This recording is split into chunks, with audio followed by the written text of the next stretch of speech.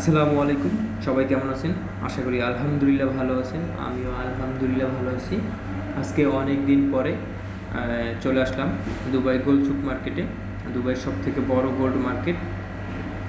তাই ভাবলাম আপনাদের সাথে ভিডিও করে কিছু শেয়ার করি।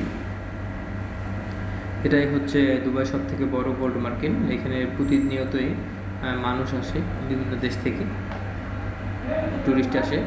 দুবাইয়ের অনেক স্পট আছে দেখার, তবুও সবাই এই গোল্ড মার্কেটে দেখার জন্য অনেকেই আসে। অনেক মানুষ কিনতে না পারে, যেমন আমিও কিনতে পারি না, তারপরও মাঝে মাঝে আসি দেখতে। এখানে বিভিন্ন দেশের মানুষ আসে, দেখতে ভালোই লাগে। আমি যদি আপনাদেরকে মার্কেটটা একটু ঘুরিয়ে দেখাই, দেখেন আপনারা, এই যে দেখেন এইখানে সাজানো আছে গোল্ড দিয়ে বানানো, এগুলো সব মেয়েদের আইটেম, ড্রেস। এখানে অনেক বড় বড় নেকলেস আছে, তারপর সামনের পার্ট আছে জামা কাপড়ের মতোই বানানো। এগুলো হচ্ছে অ্যারাবিয়ানরাই বেশিরভাগ পরে তাদের অনুষ্ঠানে বা কোনো প্রোগ্রামে, তাদের যখন বিয়ে হয় তখন। এই মার্কেটে আমি একটা জিনিস এসে দেখলাম, এখানে ইউরোপিয়ানরা অনেক আসে, কিন্তু আমি কখনোই ওদেরকে দেখিনি যে ওরা গোল্ড কিনছে।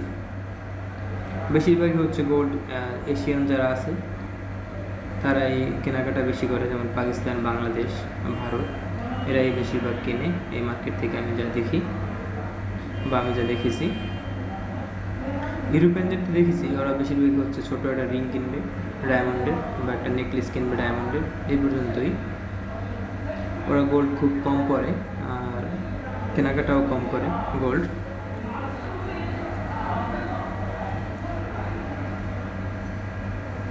দেখেন এই যে এখানে কত বড় বড় নেকলেস বানানো, পুরো জামা কাপড় বানিয়ে সাজাই রাখছে স্বর্ণ দিয়ে।